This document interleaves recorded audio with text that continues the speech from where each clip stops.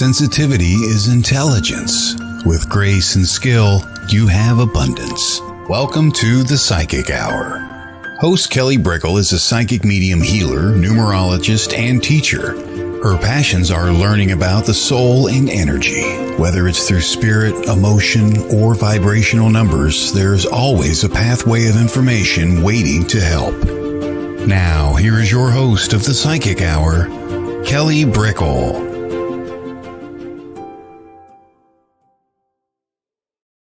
Hi, everybody. Welcome to the Psychic Hour on WLTK-DB. Let's Talk Radio. I'm Kelley Eckhardt, and here we talk about everything with psychic mediumship, healing, energy, spirituality, topics of discussion with learning about just consciousness. That's what we delve into. And once a week, we always have a guest. And our guest today is Kelley Eckhardt. She's a fantastic psychic medium and animal communicator. And it's your chance to, when we're talking, to ask questions that mirror the conversation with what they're sharing about their life. I always just enthuse people to reach out and connect because we have wonderful, wonderful people on. And everybody that's coming in, hello, Keith. It's great to see you. So we always start with the topic of the day, and the topic of the day is about how spirituality changes. Now, spirituality is kind of a constant force. I'm going to say it, but the way we perceive spirituality, the way we perceive our own energy, the way we have our needs met when we are developing, or the way that we feel comforted or supported within our spirituality, that changes. It does. There's constants. And some people have, let's say, routines that they really enjoy that makes them feel connected to what's divine or God or the universe or whatever they connect to that's sacred. And other people are always searching. And I feel like there's like a mixture for most people, right? Like some people, like, they sit in the power or they meditate, or they go to church every week, or they have a certain prayer at a certain time that they adhere to connect them. And there's also just practices. And within spirituality, it's much more open-ended, right, than religion, of course. So spirituality, you can talk about so many different things. But I do think when I was first developing, and you can share too as well, it was important that I started to kind of open myself up to spirit. And I definitely spent more time, like, in the beginning, like checking in with spirit, being like, okay, like, what do you feel like? Who are you feeling like? And my guard was definitely more so up with spirit. But that was part of my practice. I was like, okay, I have to like feel that somebody is, a good spirit. I have to feel like what they're like. I have to know who's coming my way. And all that is much more just natural. Like, instead of just checking, there's just more of this faith, this natural understanding, this natural feeling. I used to like think my way much more through spirituality, and I still do. It's fun to get a little logical, but that used to be much more a part of my spiritual practice, and now feeling is such more a part of my spiritual practice. I find that a lot of things that I've done within my life, it's actually only helped to grow my spirituality and my sensitivity and my energy connection. But I don't use certain things as much from one year to the next, right? I used to do more, I guess, energy exercises before I would open up my energy. Now I do kind of like less, and I do more energy exercises for maintenance.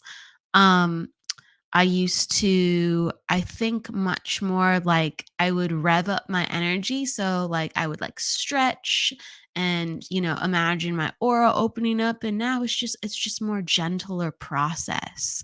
Um, and things that kind of have changed are, I noticed that when I'd open up my energy, a lot of times my sign that my energy was opening up were that my my wrists would tingle or my body would tingle, right? And now I just never like look for those things. Those are like, small indicators, very, very small indicators. But I have certain sayings that I still use. Um, I try to wake up every day and say, may God go before me and set the way, and or I'll say a version of that, but that's basically what I say, and then I just see how I feel with that. It's almost like a higher power than me pulls me to kind of where I'm going for the day, whether it's very, very subtle or actually I'm inspired to do things or I'm inspired to receive more energy than my own. So I have certain practices that rev up my energy. It's more so that's what it is. My spiritual practice has really gone and flowed with my energy for what my needs are to have more even energy, to have more active energy, to have more creative energy that is more dependent on my day rather than searching, seeking, and like having a moment to like blend with the energy and have it be like more of a, okay, I'm going to take my spiritual time, I'm going to take my a moment to connect, I'm going to take a moment to explore. It's kind of like the spirituality is more active, it's just like kind of more natural within, like, hey, I need energy to do this, or hey, like I'd like more positivity in my day, and I use those principles in ways that are very practical rather than more esoteric, like, and more exploratory. So everything just becomes integrated. And I talk about it a lot. Like I use salt baths a lot more within my spiritual practice with like what I need to do for my maintenance. But mostly I do think that I'm more connected to my body within spirituality, much, much more. So part of my spiritual maintenance and development actually is in correlation to things that again seem more practical, like going for a walk or stretching my body in a way where I actually feel more grounded in my body. And then that is directly a spiritual feeling too, rather than just taking care of my body. So, oh, thank you for everyone coming in. I just want to acknowledge, thank you, Tina. Thank you, Kevin and Karen and B and Jessie Cat. Thank you, everybody, for coming in. And Hearts and One. Thank you, thank you. Hello. And we're going to be having Kelley in just a second. And so that's why I encourage you to kind of like look at within your own life. What practices have you taken with you over the years, whether it's 5 years ago or 13, 20 years ago, or whether it's been something from year to year different? What remains constant? And it's good to look at those things because, even as I'm reviewing, I go, wow, like 10 years ago, I used to read cards more for myself. That was part of my spiritual development. I would just sit in a corner in my room and I would like create my own spreads and I would just like touch in with myself. And that is something that was important to my own spiritual development and higher self. And I used to do that multiple times a week. Now I don't do that unless I'm called to do it. I don't work a lot with cards in general unless I'm just called to do it.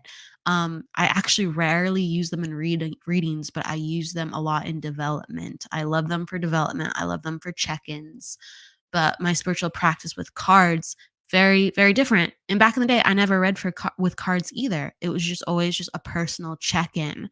And I do think those are really, really powerful, whether you have a tool or you're just personally checking within yourself, like my soul, my mind, my heart, my body. Very, very important. Jessie Cat's asking about reading books. So yeah, I used to read more too. That's something I would like to integrate more. I still read, but I'm more consuming small bits rather than long bits.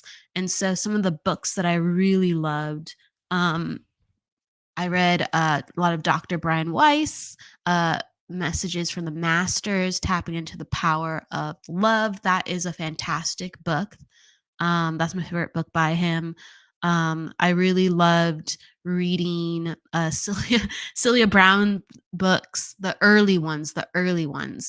She talked a lot about her connection with heaven and what that meant to her. And whether or not that is something that you relate to, it gets your mind into the energy of what the other side looks like and what the experience of the other side is, and that life continues and the afterlife is just sparkling with all this wonder and love. And I think that was important to really consume when I was first getting into the spirit world. So some of her early books really did touch me, I will say that. And I consumed like a bunch of different material, like Colette Baron Reid's books, Remembering the Future, Sonia Choquette. I really liked her book, Trusting Your Vibes. That's if you're first getting into spirituality. Or Diary of a Psychic is really good.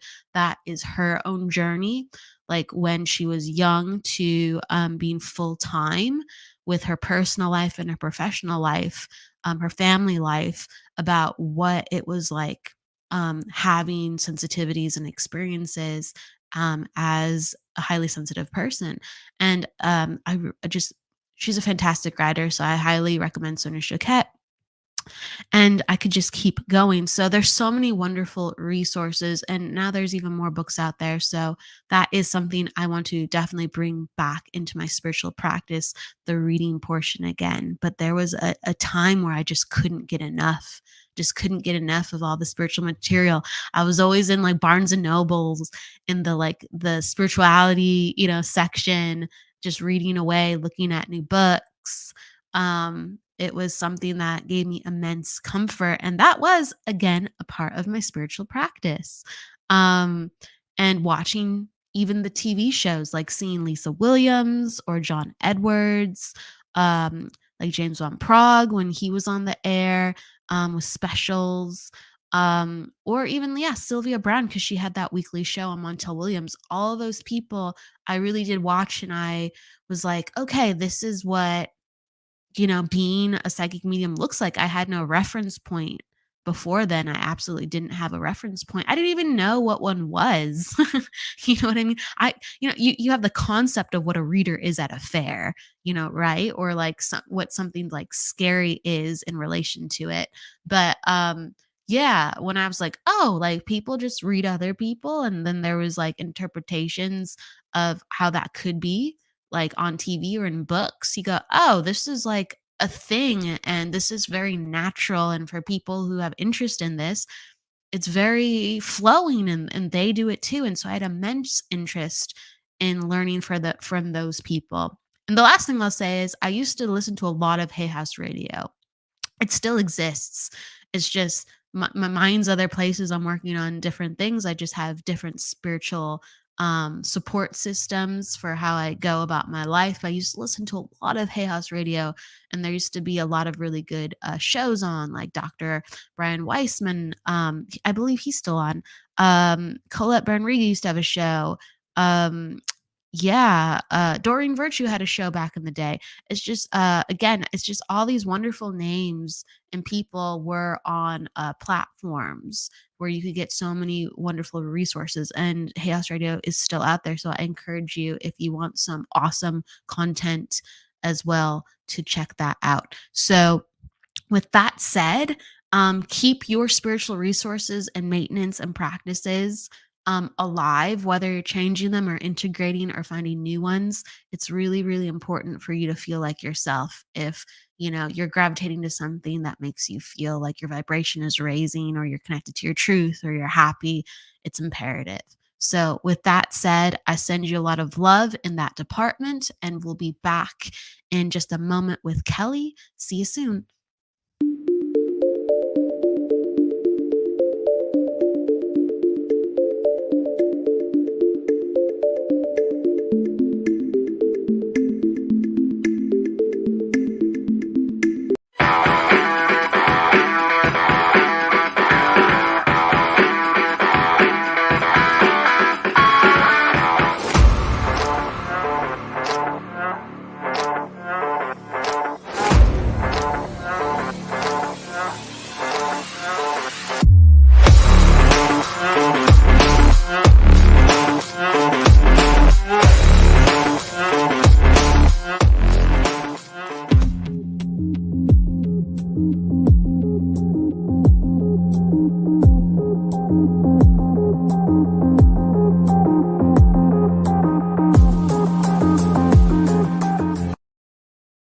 Hello, and we are back, and let's bring Kelley in. Hi, Hello. how are Hey, you? I'm doing good. How are you? I'm great. I have a little bit of a raspy voice, but I'm here. I'm Oh, alive. no, I love it. It gives some, additional tonality. It gives Yeah, some, there's some texture to my spice. voice. Yeah, I love Yes. it. It's almost like we Um, have a new guest on, right? Yeah, exactly, right? Like I'm a new voice. keep keep it fresh. I love it. I want to give everyone a warm welcome with introducing you. Kelley Eckhardt is an evidential medium, psychic, and animal communicator, author, and speaker. She was born with memories of her time in the spirit world and many of her past lives. Kelley has been recognized and featured as an expert on the Roni Deutch show, double tested and validated by Shay Parker's Best American Psychics, and is a credible and reputable member of Bob Olson's Best Psychic directory. She has co-authored the #1 Amazon best-selling book, The Last Breath, and uses her gifts to help others heal and brings messages of hope and insight to her clients with evidence. Welcome. Thank you. Thank Hey. you. So you It's hard to hear people you read about you. well, I mean, hey, that's your life though, right? Speaking of I mean, evidence, it's just evidence of your life. exactly. Yeah, I mean, and there's more coming, so I mean, I like it. Yeah. You're I'm going to you're be a updating spirit, it. you're a living spirit, and I'm just validating the evidence of who you are as I introduce you, So right? yeah, you're an evidential human. Exactly. Yes, So I love it. I am curious what you've been up to. I know that you were just recently at an expo, right? Up north in Yeah, the New California. Living Expo, it was exciting, it was fun. I, um, I was just getting over a sinus infection, and so I kinda have been fighting this sinus infection for, like, a month, but it was starting to get better, but I had a little relapse, and now it's spread into my throat. Oh So, no. I overdid it. I do that a lot, so I'm taking it easy now. I rescheduled some readings, and I'm just trying to rest. Sometimes we Yeah. have to take a step back. We wanna keep going, but our body's like, "No, no, no, no, no."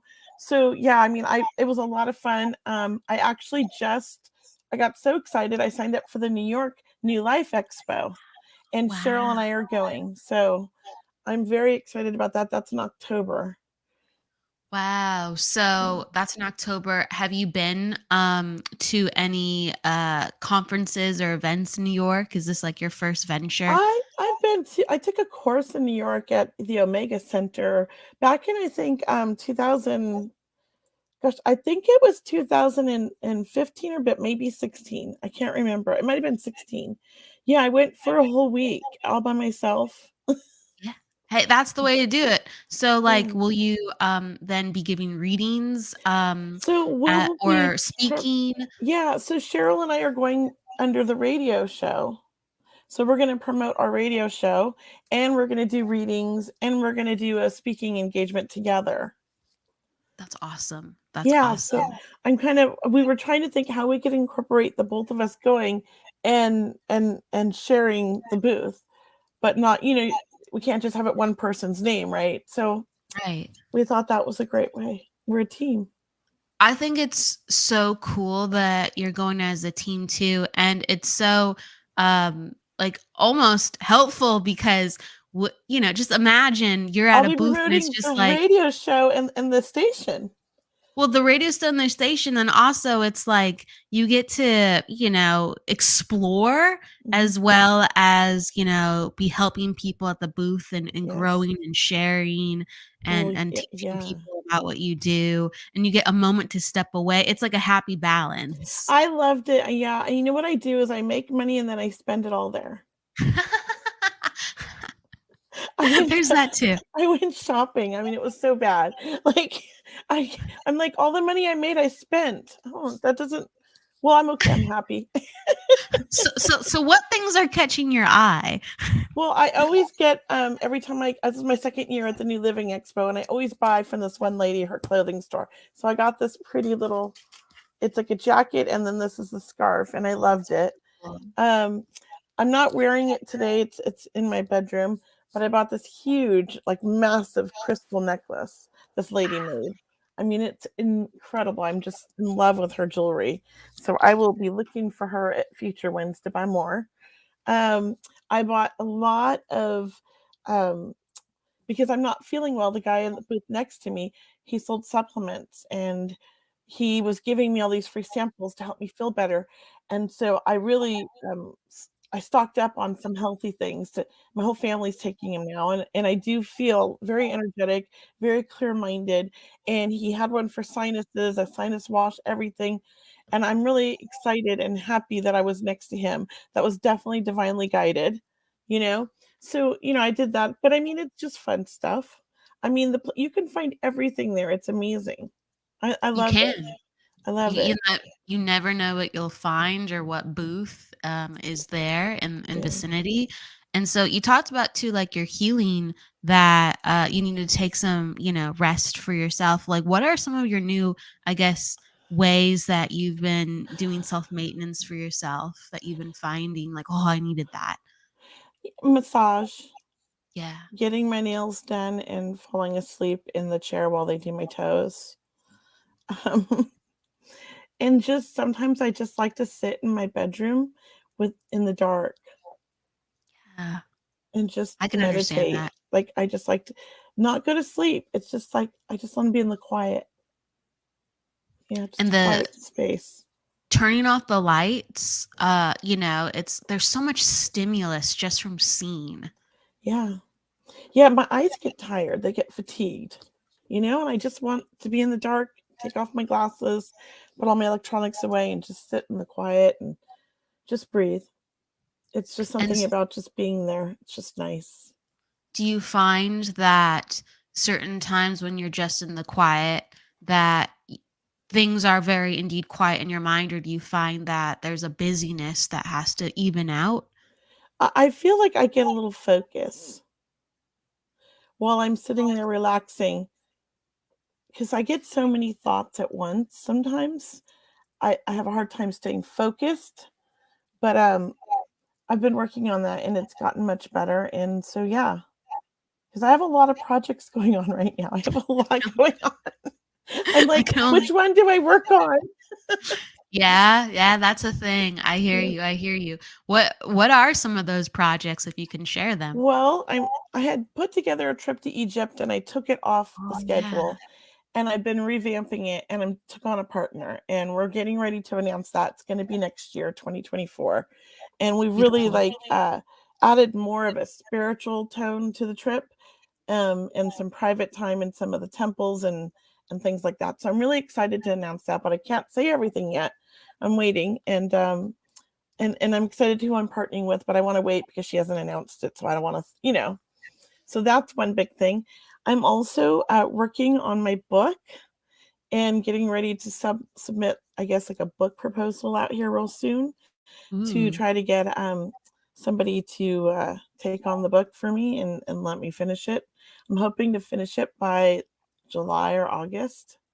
That's my goal. So I've been doing a lot of writing, and I enjoy the writing. It's just difficult to do that in a busy household. So I really need to take myself out of the house and go to my actual office where there's nobody and work on that. But I've been doing it at home a lot. And then I find that just that's Oh, go ahead. Go ahead. go ahead. No, you go. I was gonna ask you that I find that sometimes that's difficult, so like you have an office, I have an office too, but it's almost like you gravitate towards the house because there's so much comfort, right, in the Mhm. house, and you can get so much done that sometimes you don't even Yeah. leave for your office. So do you Right. find yourself wondering like, why am I not at the office? Well, the office to me is more my event center Yeah. and classroom. I do have a nice office there, though. Within all of that, it's a huge place. It's well, not huge, but it's like 700 or 800 square feet. And so I've got an office and a big classroom area, right? Um, so I really kind of focus on that as more my event center and classroom. And at home, I like to be home. We have, 4 cats and 3 dogs, and one dog is, having some neurological issues. And, they like us with them all the time. So her back legs are getting paralyzed. So I want Oh to be with my no. babies, and I have a son, and like it's nice to be with the family. We're kind of this weird family where we actually like each other, and we all work from home. Well, there's so So much, good energy within family and they can inspire things. So I can understand if there's so much great energy at home. You're like, why would I leave? If I may yeah. ask too, what has been the inspiration for the book? I've been wanting to write the book for probably 10 years, honestly. And I could never get focused enough. So this year I made a commitment as part of my New Year's resolution. And I am meeting with Maureen Healy, who is um, like a psychologist that works with gifted children and sometimes adults. And she's been working with me and kind of more mentoring me or guiding me on the book. She's written several books. Wow. And so she kind of gives me homework assignments, and says, okay, this is what I want you to work on next. And it's helping me take the whole idea of writing this book and getting overwhelmed and putting it into little pieces. And that makes it so much Absolutely. easier. And just having to know, okay, I'm being accountable because I'm meeting with her and I'm paying her, every 2 weeks, a certain dollar amount, I'm going to get my work done. Yeah. Yeah. So, And I think that's really important too. Like when you're shaping, your life and you have these goals, sometimes you just need someone to help you, accountable with because there's so yeah, much going on. yes. Yeah, it's important for me to get this book out because I feel like it's the next step of where I'm going in my career. Because the book, the way I'm putting the book together, which has been very helpful, is I'm putting it into 3 sections, and then each section has chapters, and at the end of each chapter, then there's a little lesson plan. And it's Yeah. not an educational book. It's really based on my life, and it's my stories, but it's not in chronological order, you know. So I have stories about actual angel interventions in my life. I'm going to have stories about my near death experiences, stories about earth angels that I've experienced in my life. So I've got and then signs and synchronicities and numbers and just lots of things that have happened in my life because I feel like within each story there's inspiration, but also a lesson that I've learned in life. And so I want to kind of, organize it in a way to where it's not just a book you can read in any order you want, but also you can go to what resonates or what you need to at that time. Maybe you need to read this chapter because you're feeling drawn to it, and you don't have to read the whole book all at once, you know? Right. That makes sense. That And I makes can I sense. can do talking I can talk on section 1 of the book, I can have these little workshops. So it's kind of I have this big idea with it. So I'm happy. I'm excited because I want to do more Yeah. speaking, more teaching, more, exploring. And the Yeah, book helps to formulate and format that. That's what I'm trying to say. I It knew that. definitely does. Bef- did you find that spirit has led you to be accountable for certain things in your development, like with the book or other things? Yeah, yeah. When I first started developing, I I was kinda like a kid in a candy store, I just couldn't learn enough, I couldn't get enough, I was so excited, and I was absorbing everything and reading everything and listening to everything and going to every dem and just trying to take every class, right? It was so exciting, and I just wanted to learn it all. My husband kept saying, "Well, it was the very beginning, right? This is 10 years ago, maybe 12 years ago.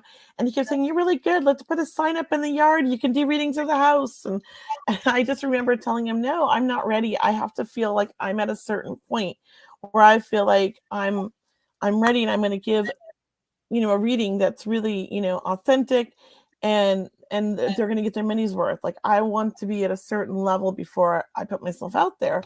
So I'm kind of like that with everything and with writing in the book. I knew I wanted to write this book, but for 10 years, I mean, I had it in my head, but I wasn't ready to really put it into this format that I have now until now. And I do feel like spirit kind of was like, all right, it's time to tackle that book this year, Kelley. Yeah. It's like, you're ready now. So, and I had to make a lot of changes, in life, like in my work schedule. I cut back and things like that to make time for the things I'm trying to bring in. Yeah. What changes did you have to make too, additionally, when you started becoming a medium professionally? Oh, I quit working for my husband. I was his bookkeeper and office manager, and we have a big construction company, and I still kind of manage a little of it, kind of from the background, but not much. So I let that go. I was also doing that all from home and unschooling my youngest son. He was about 4, 5, 6 years old. So I think he was like 6 or 7 when I started to professionally become a medium.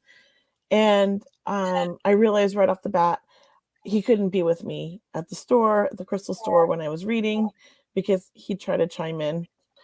And so it was really hard to focus with him doing the reading. So I had to get a nanny, like for him. So when I did my readings, somebody would watch him, and I think just really learning to find a balance between family, work, development, friends. It took me a minute. And honestly, I feel like I'm always renegotiating that balance. It's kind of a constant pull and like depending, because life changes. Absolutely. So it does. Things change, and he's now 16, so it's a totally different world. I don't need babysitters anymore, So it's just things change. Yeah. Things change, new needs, and right now, I guess Spirit is really making sure you get the book done. So that's fantastic to hear as well.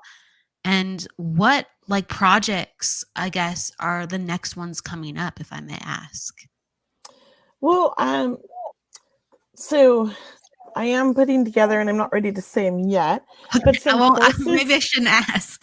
Well, no, I mean, I am putting together some new courses that I'm going to do that are in person, and I might do them online. But the in-person ones will be in Sacramento. It'll be like 1-day courses. I don't have a lot of those right now. I'm doing more just the mentorship in my development circle. So I wanted to have some more fun classes, say, just to kind of people who are maybe intimidated by the whole idea of, psychic and medium. But I think everybody should learn about their intuition. So I'm trying to come up with some fun, like 1-day or 4-hour classes that people can have a lot of fun with and come with their friends and not be so afraid to try. For some reason, I was just really inspired to ask you about that, because I felt like there was something fun coming up that just needed to, be unleashed. So I want to jump back to kind of when you were first young within the world, sensing spirit. It was mentioned that, you at a younger age remembered past lives, and you were just very connected to that space as a young child. Can you share that too? Well, I actually remember my most recent past life. I was murdered. I was 22. It was in Los Angeles. I remember that. I was a nurse, and it was in the middle of the night shift, and I was coming home. Yeah, I remember that vividly. And somebody murdered me. And then I also remember, as soon as I died, I was in this beautiful place, and I was like, okay, get ready. Here's your new family. You're going to actually be born again soon. So I watched my mother give birth to my brother that she put up for adoption, who I never met, 13 years before I was born. And I remember meeting all my siblings in spirit and watching them all be born. And I remember being 3 miscarriages, because I kept changing my mind. And I actually remember, which is pretty traumatic, the physical part of being born. It's not fun. And I remember everything from my first year of life, like as if it was like I can see it in my mind, smells, what everybody was saying, how I felt in my body as an infant, and how frustrated it was, because I'm going to say I was this mind in this little infant body. And that connection I still had with my angels and guides and loved ones in spirit. So I was constantly, I would say, from birth until like age 7, astro traveling, leaving my body, going up to the spirit world, trying to go back to the spirit world, because this world's so difficult. And I chose a really crazy family. Yeah. And I kept saying, why did I choose this family? They're all wackos. But there was a reason. I know it now. And they kept reminding me and sending me back, because I drowned a few times in the ocean, where the lifeguard had to save me. I wasn't a very strong swimmer in the ocean, and nobody really supervised us. I had these unexplained high fevers, and I was always sick and in and out of the hospital, packed in ice to kind of bring the fevers down. And nobody could understand where the fevers were coming from or why I had them. And they were constantly just putting me on antibiotics and whatever they could do. So finally, around 7, I think my soul and my higher self and everybody convinced me to stay here. And things got a little bit easier after that. Yeah. Wow. Wow. How young were you when these near-death experiences were happening? Well, I can remember vividly one when I was about 5. My sister was supposed to be watching us. I think she was 13. And my brothers were 6 and 7. And my mom would drop us off at Venice Beach in the morning in the summer. And then she would pick us up at like 6 in the evening, right after work. That was our daycare. And my sister's 13. She's a bit of a, it's the 70s. She's a stoner and she's into boys. And us 3 little kids are kind of like messing up her whole routine. So they would give us little like things to do, like, oh, here's a coffee can.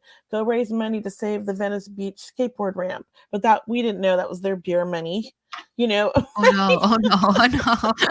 Oh goodness. And then she'd take the money and just give us money, right? So nobody was watching us. And so I'd go out and try to body surf these big waves by the rocks. And I remember I got held under and I hit the ground. I took a big wave body surfing and I went straight down to the sand, got knocked unconscious. And I remember going to the light and seeing my angels, and I felt so fine there. I didn't want to come back. And next thing I know, I wake up and the lifeguard's pumping my stomach and I'm spitting up. Yeah. So I remember that. And they said I was out for a while and the paramedics came and, and so of course my sister got in trouble and my mom kept leaving us with her. So that happened at least twice that summer. And I think another time the summer after. And then the third summer, my sister just put so much baby oil on me that I got a 3rd-degree burn that I couldn't go to the beach with her anymore. Oh my gosh. Oh my God. So wait, so there was like 2 or 3 incidences within a couple years? Or I would drown, yeah. Wow. Yeah, and I was Wow. supposedly a good swimmer, just not in the ocean. Yeah. I was sort of like had no fear and I wanted to body surf the biggest waves. And Venice Beach by the breakwater used to get quite large waves at times. They could be pretty big for a little kid. And I didn't like the boogie board, but I would ride the boogie board too. I was more into body surfing. I just loved the feel of it as a child. And that's all I wanted to do all day long was just ride the waves. So I wanted to be a mermaid. That's like incredible too. So you never had fear in the ocean. No. And even we would go to the pools, and one time I wanted to go off the high dive backwards because my brothers were doing it. Now that was terrifying. But again, I'm a daredevil and I had to prove myself because I had 2 big brothers. And I did it, and I actually hit my head and got knocked unconscious as I'm falling down because I'm not good at back diving, and they had to save me. But I don't think I drowned because they saw it, but I had a little bit of a concussion and some blood in the back of my head, and that was like around 7, and I got a little award for being so brave.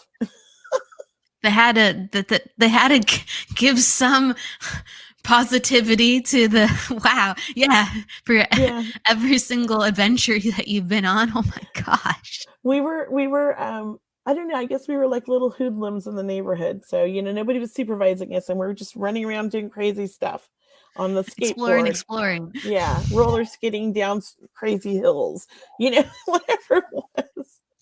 And just very blessed and lucky that we made it and survived that life. So, of your family, and since you had siblings, could you talk energy with them, or were they like, no, that's your thing? As a child growing up, so it was very open about we all saw ghosts or felt spirits. we played the Ouija board for fun as a family. When I remember at 3 years old, sitting at a table with my mom and my siblings or my sister and her friends and my brothers, and we would put our hands on the Ouija board and have fun and talk to people. It was open about that, but it wasn't like, it was more like it's fun, it's not real. Yeah. But then I got a tarot deck when I was, I think, 10 from my sister, and I loved doing tarot card readings for the whole neighborhood. So I grew up in Venice Beach. It was the 70s and everybody's moms were hippies. So it was kind of like you'd go to someone's house and they'd have a bong, tarot deck, crystals on the coffee table. And that was what it was like back then. So I was really lucky that way. But again, I didn't want to say, oh, I'm a psychic or I have these gifts. It was more like we'd laugh about it or tease about it, but we knew we had it. Yeah. They make fun of me now, my family. Well, you say how so? How so? Like your immediate family or like your siblings now? My siblings. Okay. Yeah. We all have the gift. They have it. They don't necessarily disrespect it because they do respect it, but I don't feel that they respect me in my field. I think there's I have a very dysfunctional siblings group, right? And so I have to have good boundaries with them. So I get little snide comments because I like to do my hair and I like to put makeup on and I like to be girly, and so they call me old Barbie, and they make these jokes like it's funny and stuff, and they just don't really. I just don't think they take it serious. Yeah. Yes, siblings sometimes like to, I guess, be rough with sometimes the things that we love and choose. They'd like to test the boundaries, right? But I think that it's also very hard to understand. Like there's maybe people who have experiences, but for them, those people who have had experiences, whether they are your family, to understand bringing that into your everyday life, I think that's hard for people to process. They're like, why would you do that? And it's just because it's you. So my sister Stacy is the most amazing tarot card reader. And she actually taught a class at my crystal store in Huntington that everybody loved because she's so brilliant. And I always said, why don't you do that for a living? Because she's becoming a substitute teacher in her 60s because of, for financial reasons. And I'm like, why don't you start doing tarot card readings? Why don't you start doing astrology readings? She's good at these things. I said, you can make a living at this. And she just laughs at me. So I don't think it's their thing. It's my passion for sure. Yeah. My sister Laura sees spirits, but they never talk to her. They're always quiet. And I try to explain to her, well, they are talking to you. I just think you're not listening. I think sometimes we can block them out because of fear, because she is a little fearful of it. Absolutely. My brothers are very intuitive and very sensitive. I don't know. They don't talk about it much. But yeah, I think everybody has it in our family. That's probably why I chose these people, these souls, as my family, to grow up the way I did. Yeah. Well, it's definitely in your bloodline, that's for sure. Yeah. And it is a part of you. It's just, you said it very to the point. It has to be your passion, because there's just, there's so much self-reliant work within this, It's a lot of work. I think it's a lot of work because there's a lot of time you put into developing, because I'm also a nerd, right? I'm a nerd, right? So I want to understand everything that I'm doing so that I can help others. And I also want to make sure that I'm working in my highest, this is I'm putting out the best that I can for somebody so that I'm providing what they need and not half done, right? There's people, I don't think anything bad about them, but there are people that just go out there and say, I have a gift and just start doing it. But I think that I want to make sure I do only good and no harm, even accidentally. I don't want to accidentally say something or do something that could harm somebody. Right. So to me, it's very important, my training. And, I also, you put in a lot of thought to your website, because your words are what attract people, right? That intention. And we can set the intention, but we also have to put that intention into the website. And I know there was a lot of rewording on my website I had to do because I was attracting the wrong clients. I was getting the wrong clientele. So I needed to go in and rephrase things. So it was a lot of work, and it's a lot of putting thought into how am I going to do this work? What are my standards? I have turned people away because I don't want to, I don't feel I'm the right person for them. Yeah. And I can tell, you can feel it. It's not, I will give it a try. And sometimes it's like, what, this isn't, it's just, I'm not the one that you need. You went to the wrong medium. You know what I mean? And I'll refer them to somebody I think is the right person for them. So it's not about money. It's not about any of that. It's really, for me, it's about, helping and reaching the people that need me. And that's where all of the putting a lot of energy and thought into the intentions and to reach the people that need to get to me. And that's what I think why you have your show, probably to reach the people that need you. And the same with Cheryl and I with ours.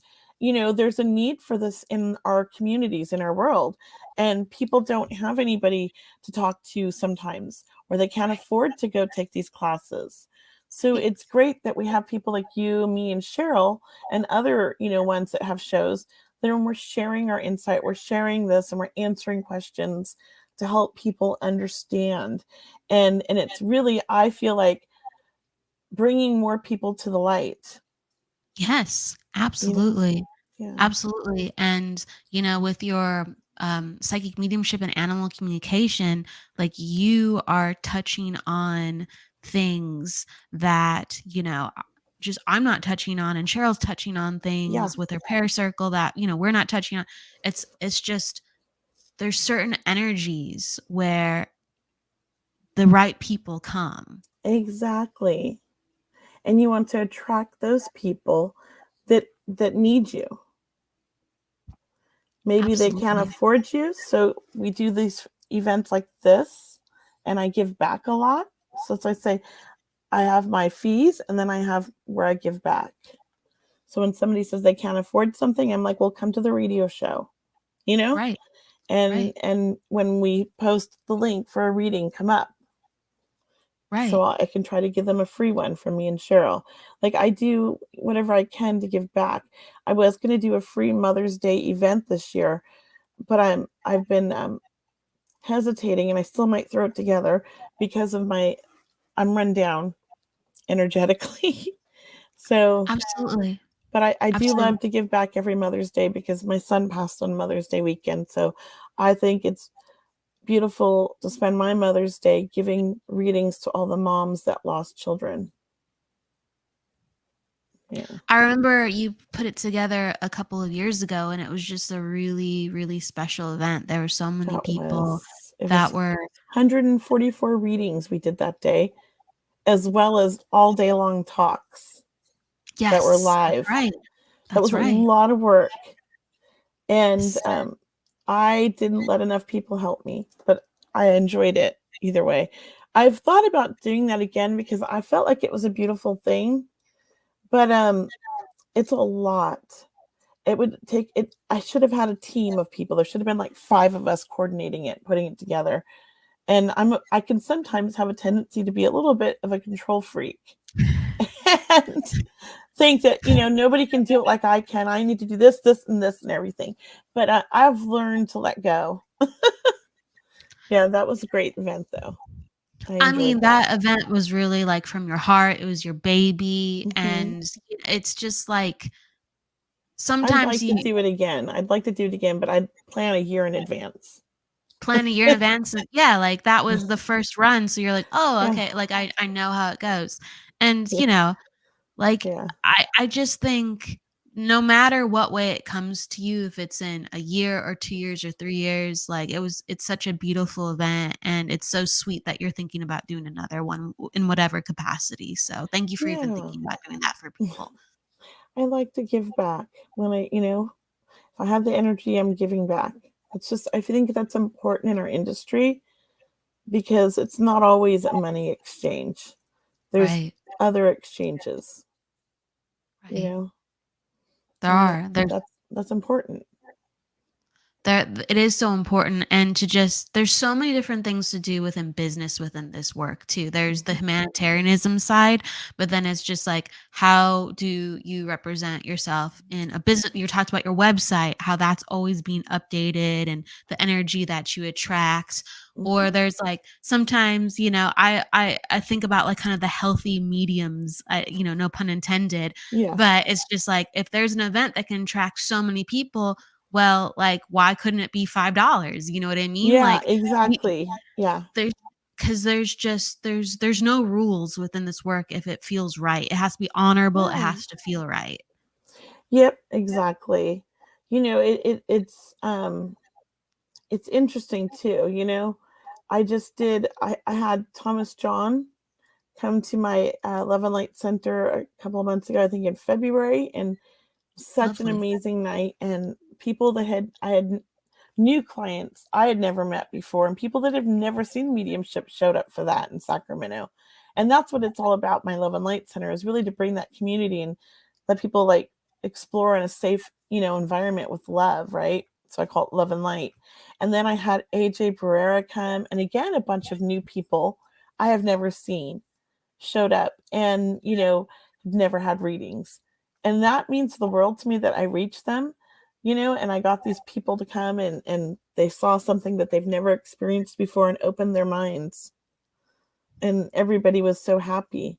And I love that, and I want to do more events like that. So I'm planning on bringing more people to Sacramento, including you, because everybody loves numerology, and have you teach a course and do a dem or something with me if you're open to that.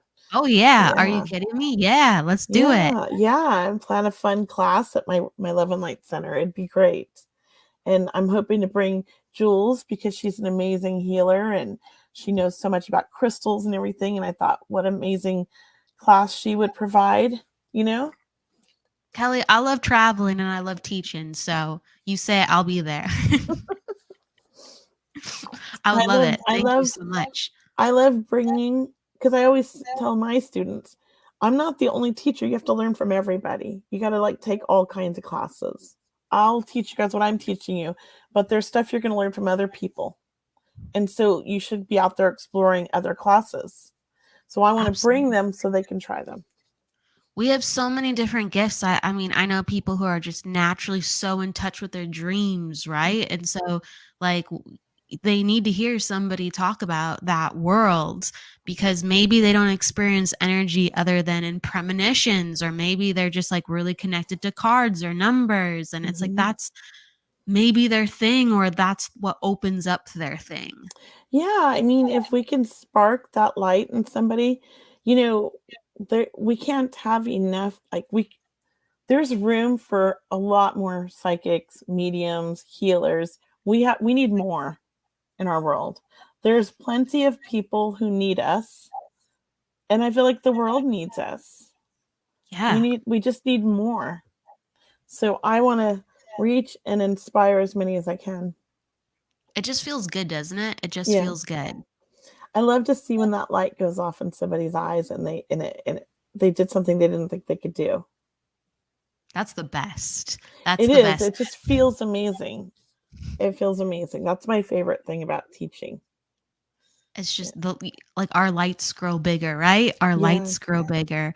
I want to jump into some questions. Sure. Um, Yeah. so someone, Dearland was talking about it would be wonderful to be born with this knowledge, and they mentioned that kind of before too. So I believe this is the question from them to talk a little bit. We did in the beginning, but when Yeah. you were born, like what additional knowledge did you have? Not just of the other side, but like what things would you just know sometimes at such a young age? Well, I think that the weird thing that I always tried to remember, especially when I had children, was my brain works just like it does now. My thoughts work just like they do now.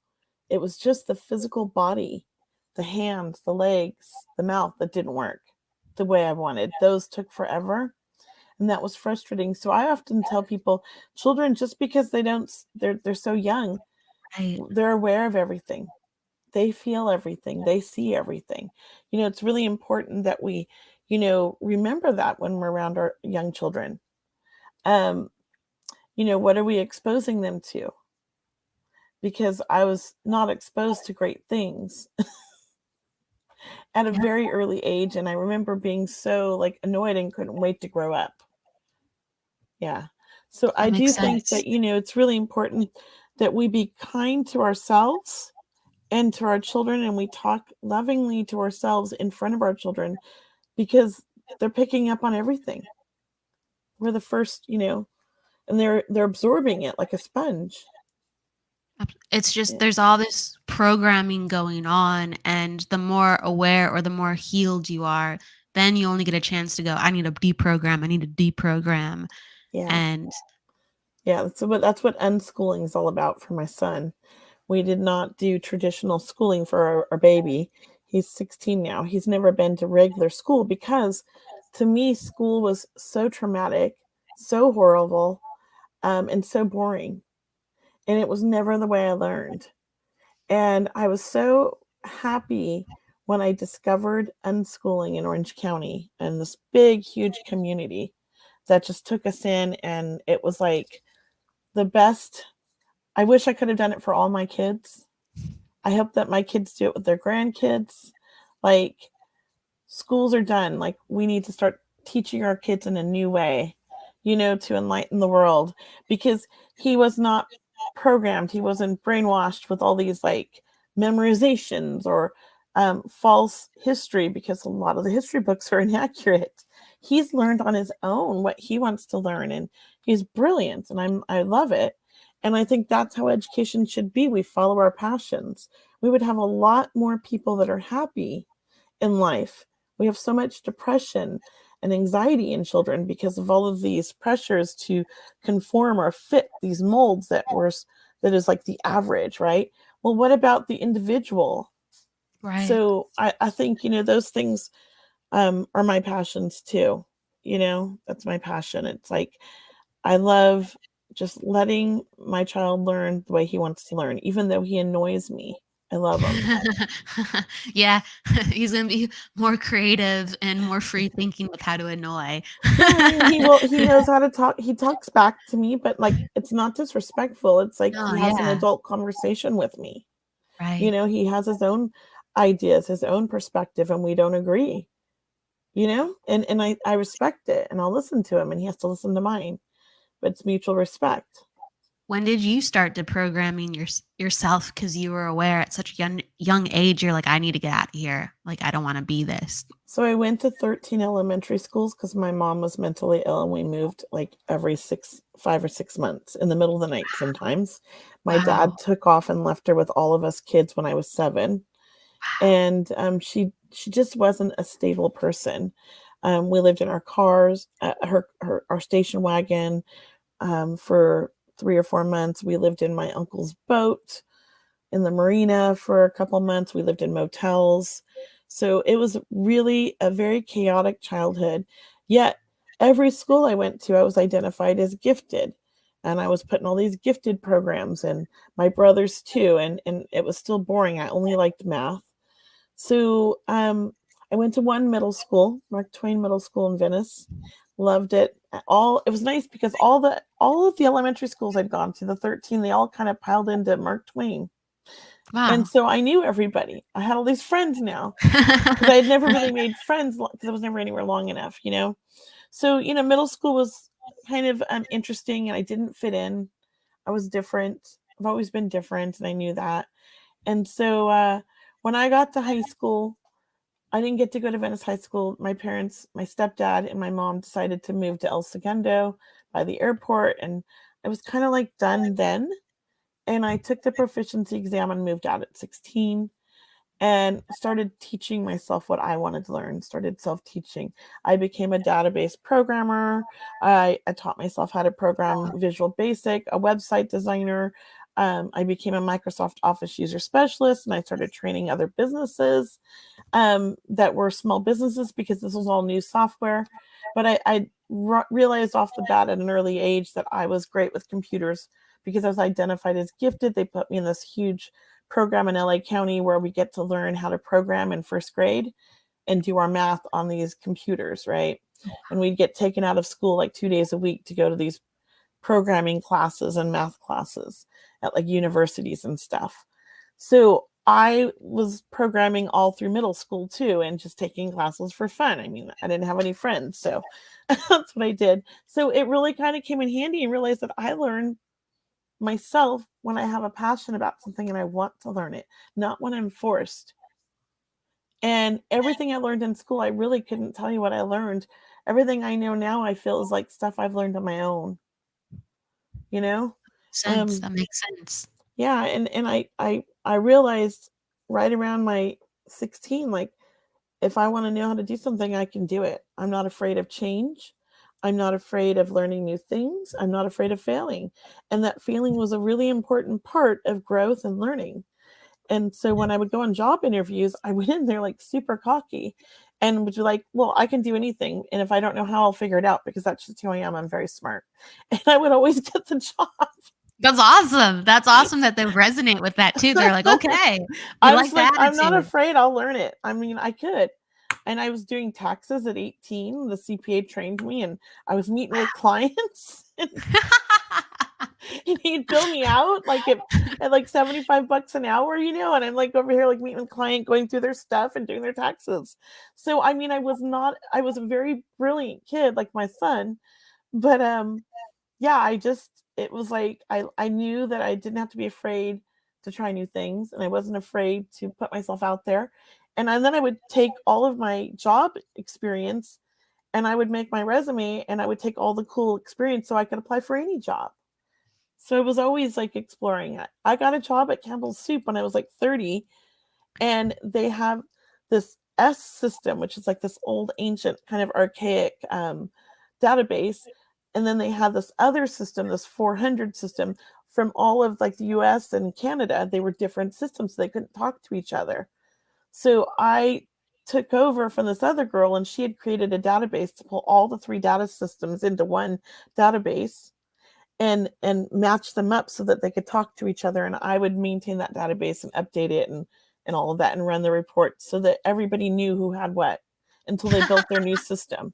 Yeah. And then they saw how good I was on the computers, and then they started having me help IT, even though I was in another department, and I had to fix all the pagers. Oh wow. They're just like, can you do this? Can you do this? Yeah, they just kept, so I was like, well, I want more money. And they're like, oh no, sorry. Whoa, hey. Yeah. So it's just it is what it is. That's a classic 9 archetype energy. What you're telling me, you got some 9s in your chart. Well, 9, 29, 70. Is that a lot of 9s? What is it again? Tell me. 9, 29, 70. 9, 29, 70. Yeah. It's somewhere. It's not off your birth date right now, but it's somewhere. We'll find it. I don't know what I am, but I think I'm like a number 10 or something. 9, 29, 70. So you're a 2. You're a double 2, and then you are. Yeah, that was right. You're a life path 1. A life path. No, wait. No. You're life path 9. There you go. There we go. Life path 9. We found it. Okay. Oh, yeah. So that explains it all. Doing the interview and doing math off the top of my head. You could probably do it better than I could. Okay. I don't know. You have a knack for it. Once I hit 50, I no longer can add up in my head that well anymore. It's like 50. It just all went out, and I'm like, give me the calculator.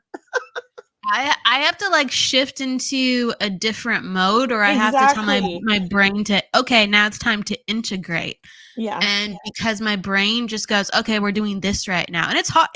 Some people are so good at multitasking. I don't think I normally have a multitasking brain. How about what does your brain feel like? Oh, I was really good at multitasking for years, but when I started developing to become a medium and getting in that mind, I'm not so great at multitasking anymore. I have to really like, either I'm in my multitasking brain or I'm in my medium brain, but they don't work together for me.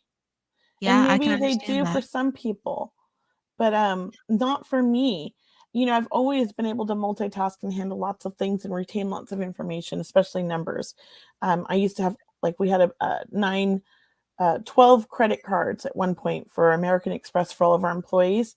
And I had all the card numbers memorized, expiration dates memorized, and everything, and the codes. I mean, I Wow. was real, but now, I mean, I don't know anybody's number. It's in my phone.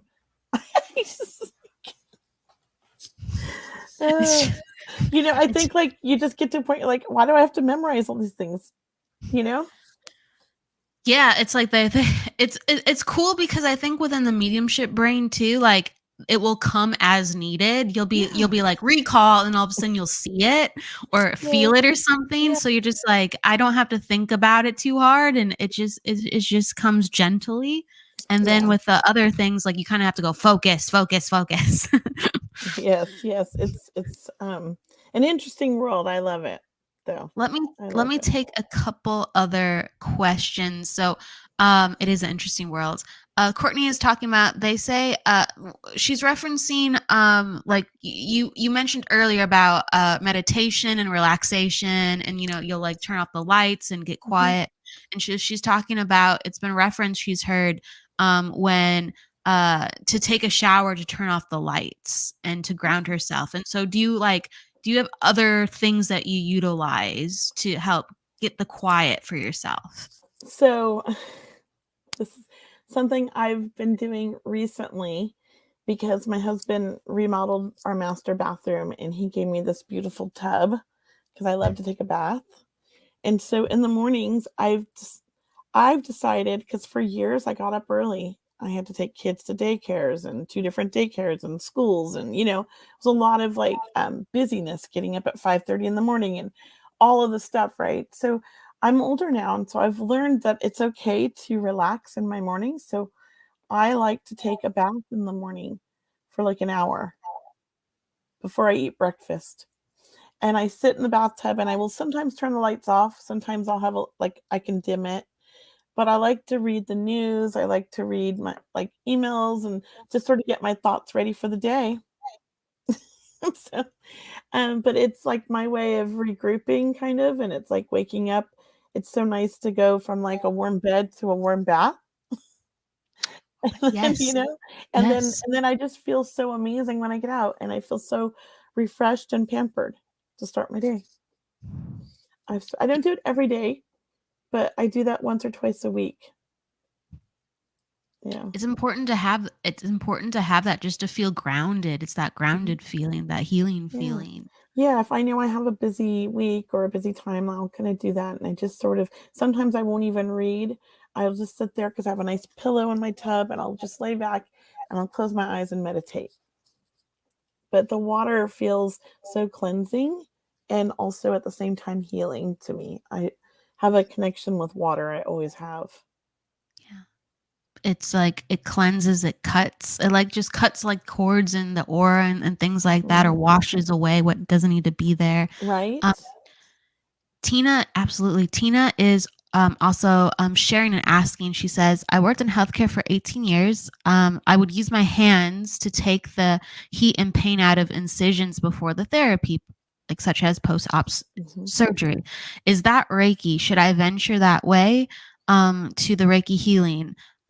She says it's nagging me to ask. So it's like, how she connects to healing. Yeah. Did you find within your life there were certain things that would come up where you'd go, I think I have to go this direction? For sure, and the fact that she's asking that, of course she does, and Yeah. that's not necessarily Reiki, but it's a form of energy healing, and you're naturally doing it. Reiki is just one form of energy healing. A lot of people will learn all these different modalities of energy healing, and then kind of take what they need from each one of them and become up with their own kind of energy healer, you know? They don't necessarily follow one or all. It's like a combo. So the fact that you're doing that, that's your I would say your niche. You should definitely look into it. You can start with Reiki, maybe you like shamanism. There's other I can't even think of the other healing modalities right now, but there's so many. Yeah, just There explore them. there are so many, and she's like, she's talking about how I would take the heat and pain out of incisions. So she's That's like, beautiful. just that in itself, that you're doing that for somebody and you actually Mhm. have that real experience, like, you're already on the path. Exactly. So why not develop and explore it? That's like me with the mediumship. I was always seeing dead people, and I was always getting messages and hearing things like that, right? But I just never embraced it. And once I embraced it, it was like I opened the floodgates, all this information came and things that just were like, oh, I've been doing this my whole life. I know this. I'm familiar with this. This is great. So maybe that's what you need to do, Tina. So, Kelley, was there one, I guess, instance or connection that really made you embrace it? My son, he was very, very open like I was. And it was like he sparked a memory within me of my early childhood, which I'd always remembered it, but I think I tried to push it away, but it was still there, right? And wanting to understand how to help him because nobody helped me because I became fearful of it as a child, you know. I didn't quite understand it. I knew I had my angels and they always loved me, but nighttime was not fun. I never slept. I was always bombarded with energies and like spirit energies and wanting to tell me, how they died and help their family. But I was a little kid, and I was scary to see their passings because I would see everything, and I didn't understand it, and it was difficult. So I saw this happening to my baby, and I was like, I need to understand this so I can help him. And that's when I realized I can manage this. I can control it. I don't have to live like, oh my gosh, you know? It was like an epiphany while exploring it for him, realizing that I too could control it. I thought it was just there and you didn't have control. It was And controlling me. absolutely, absolutely, and you're just like, "This I'm stepping into this Hmm. so I can guide my son." And now he's 16 and he's shut it off and he doesn't want it and he's not bombarded or bothered by it and he can sleep and he never has like these issues that I had and he had when he was little. So I feel proud of that. And I also feel like now it's my mission to help as many people who were like me and him who don't understand or want to understand but are afraid. And you don't have to be afraid. It's actually a loving thing. Yeah. It's incredibly loving, and, um, it's so amazing that you stepped into it, like, in guidance of your son. It's so amazing.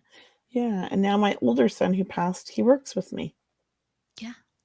And I love that. Everything happens the way it's supposed to in the right timing, too.